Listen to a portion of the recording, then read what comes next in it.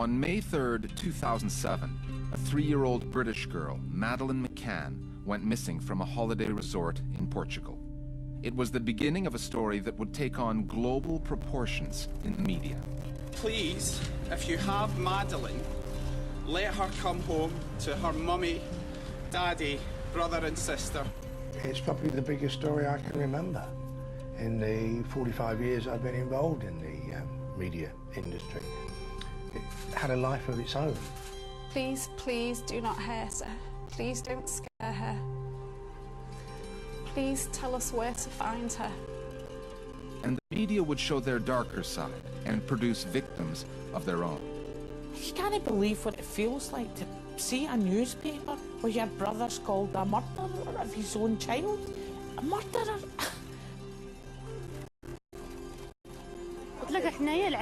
She spends the night with her arms around her dad's neck, or holding on to me or her sister. She says, "The Christians are coming for me. The Christians are coming for me." The press made up stories about him, tried to show him in the most evil and horrible light possible.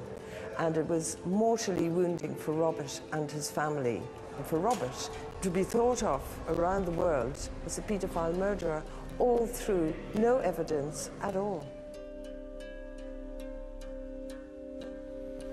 This is the story of the McCanns versus the media.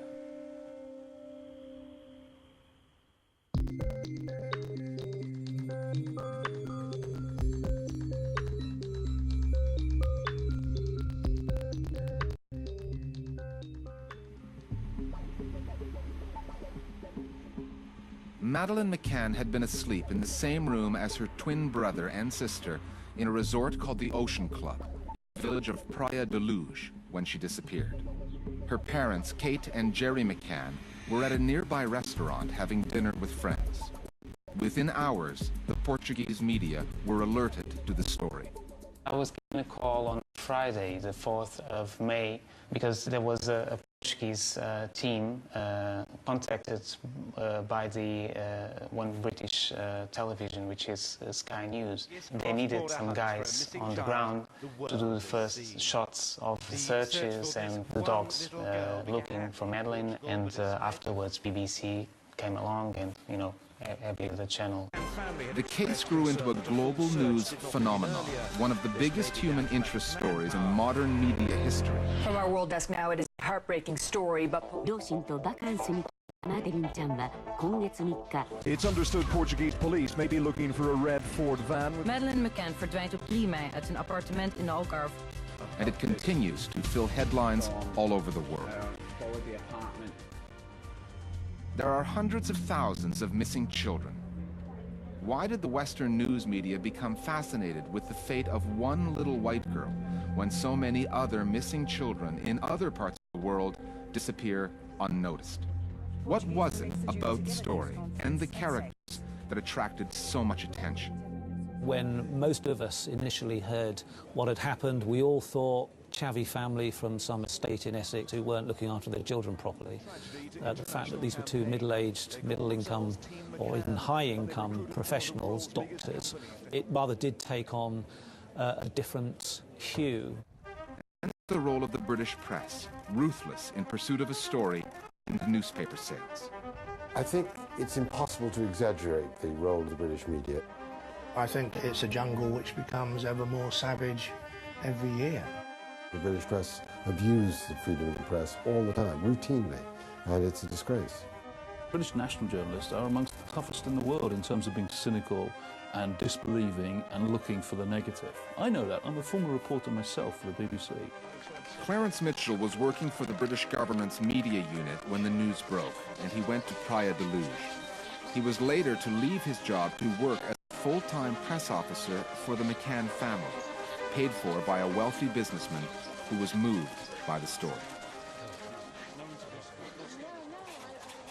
It's a story that many people, certainly in Britain, Europe, and in America, have had a direct connection with. Many parents who have children of the same age feel very concerned that a child can go missing like this, and they immediately relate it to their own children, and they begin to wonder how Jerry must be coping and how they're feeling with it.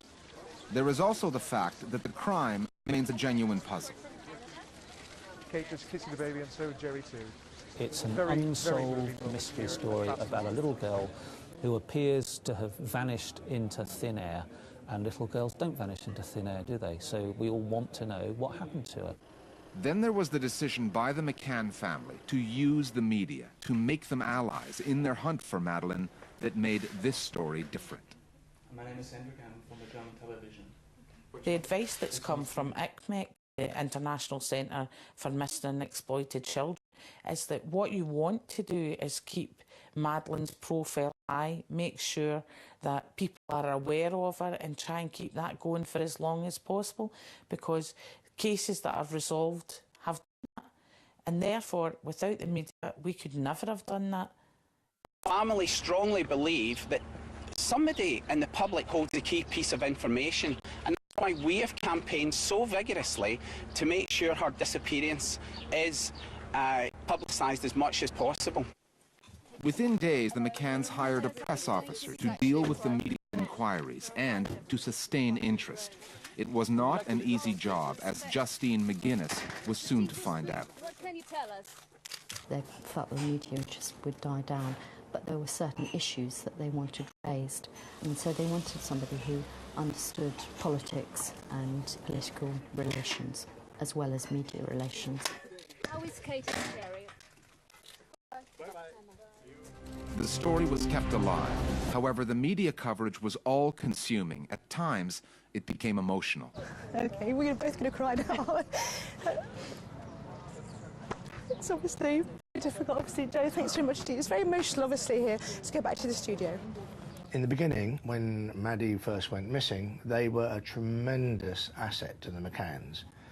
They got massive coverage, massive exposure, generated mainly by the British media, which went all over the world for some period of time, which must have been a tremendous help.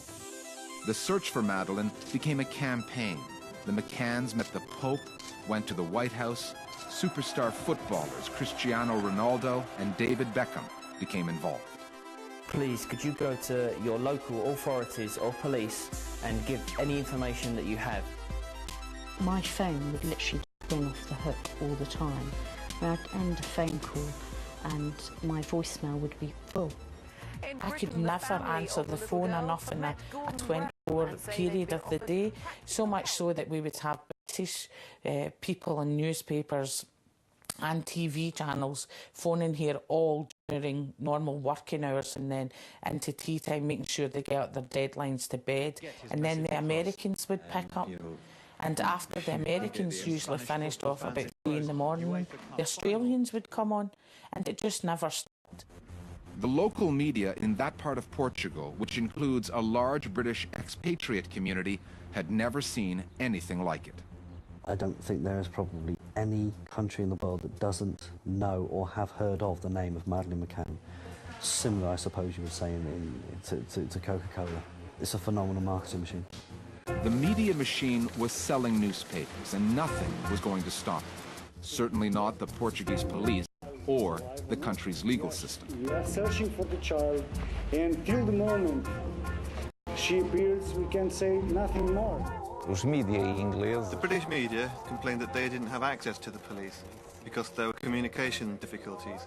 The lack of information created a lot of speculation, but the truth of the matter is that the Portuguese media also had problems getting information from the police because the law here creates a lot of obstacles. There are very differing laws and regulations here pertaining to privacy and information, and where a national UK journalist and photographer would dare to stray, a Portuguese journalist and photographer may not stray quite so close. It's almost like treading in your backyard. It was clear from day one, I think, that the Portuguese police had no tradition or history of engaging with the media. In fact, whenever we did find somebody to talk to, they said that this is a private investigation, particularly in the early hours. Police need to publicise details of missing children and potential suspects. None of that was going on. Under pressure from the British media, the police held a press conference, a highly unusual development in Portugal. Is your investigation struggling? No. We are going on like we said. A stream of negative stories about the Portuguese police investigation was now appearing in the British press. They even took secret photographs while the police were on their lunch break. The British went across the line, you know, the story of the big delayed lunches in Portimão, but then they wouldn't say that the Portuguese police was working, you know, until 4 a.m., for instance. It would have a devastating impact on the McCanns.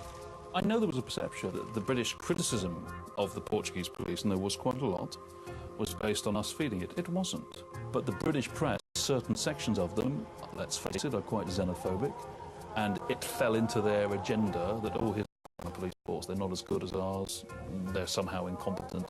Let's illustrate that by stitching them up.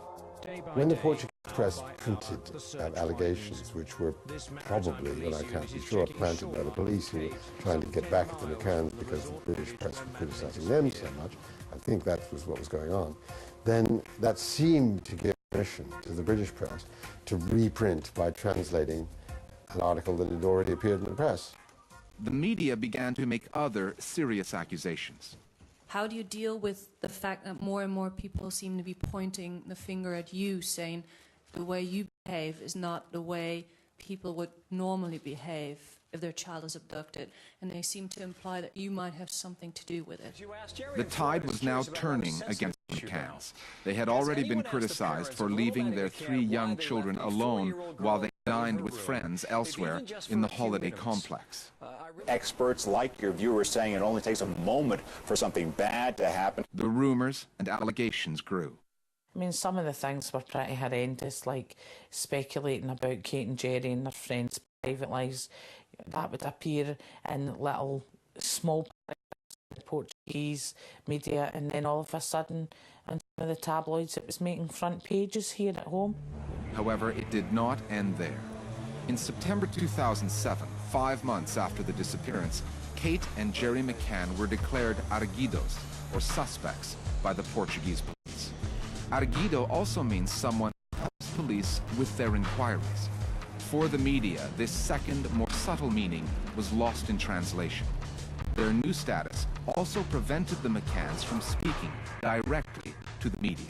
It was the big turning point. The trigger was the return of results of forensic tests.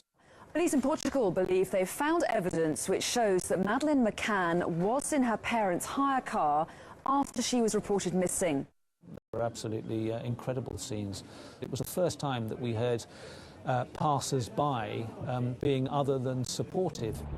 The reaction in some parts of the press was vitriolic. At that point, it just became shocking, really shocking. There was a backlash, and it was horrendous, completely and utterly, so much so that Jerry and Kate were labelled as murderers, neglectors, everything like that. The McCanns were facing a Frankenstein scenario. The media monster they had created was turning on them. Never see the media as your friend. The media will use you as and when it suits them.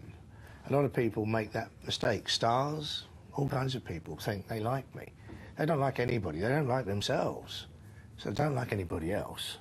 So don't ever make the mistake of thinking the British media are your friend, because they will turn on you as soon as it sells a paper. However, it wasn't just the Portuguese police and the McCanns who were under siege. Next, we'll hear how one man was to have his life forever changed by the media's interest. Certain things about his behaviour just made me feel uneasy. As soon as